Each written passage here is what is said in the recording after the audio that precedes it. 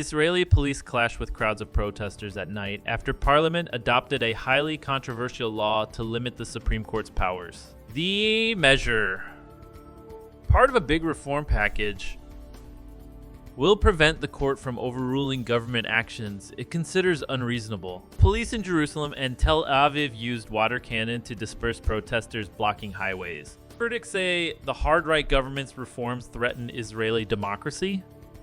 After months of mass street protests over the judicial reform, Monday's Knesset parliament vote was an important victory for Prime Minister Benjamin Netanyahu. But the battle is not over. It may go on for months. A political watchdog group and centrist opposition leader, Yair Lapid, planned to petition the Supreme Court to annul the new law. Moreover, Israel's Histadrut trade union confederation has threatened a general strike, and thousands of military reservists, including Air Force pilots, have vowed to not report for duty if the law is allowed to stand. For a country that prides itself on its ability to respond fast to any kind of threat, the fact that Israel's very security might be compromised is causing real anxiety. Mr. Netanyahu has insisted the law is necessary for the government to carry out policy in line with the decision of the majority of the citizens of the country. But he said he was willing to resume talks with the opposition.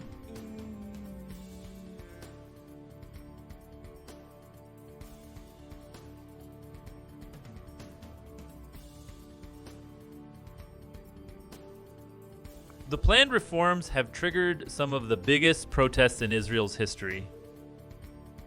On Monday, at least 22 people were arrested, police said. Opponents fear the changes could undermine the country's democratic system, dipping it into authoritarian territory.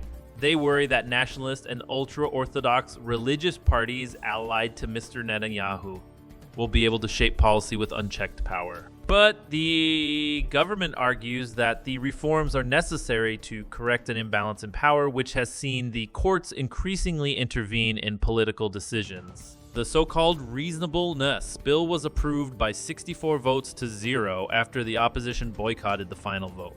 The White House, a key ally of Israel, called it unfortunate that the law had been passed. The vote brings to a head months of turmoil, with Israel's president warning political leaders on Monday that the country was in a state of national emergency. The street protests outside the Knesset lasted all of Monday, amid a cacophony of noise from drums, whistles, and air horns. A demonstrator lying in the street told the BBC he was defying dictatorship, adding that his grandfather had been a wartime code-breaker against the Nazis at the UK's famous Bletchley Park.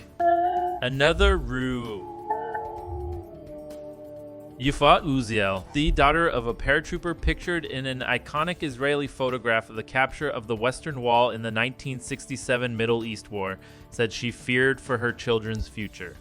Netanyahu kidnapped the country, and I am worried it will become a theocracy, she said.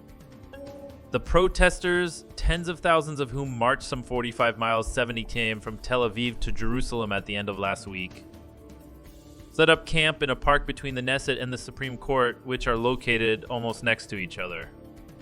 Mr. Netanyahu is in parliament for the vote hours after being discharged from hospital following unscheduled surgery for a pacemaker on Saturday. The controversial reforms have polarized Israel, triggering one of the most serious domestic crises in the country's history. Hundreds of thousands of demonstrators have taken to the streets weekly since the start of the year in protest at what they say is an attack on democracy. Former heads of Israel's security services, chief justices, and prominent legal and business figures have also been vocal against the government's reforms. The measures have also been criticized by the U.S. President Joe Biden, who in his most explicit comments yet called for the divisive reforms to be postponed.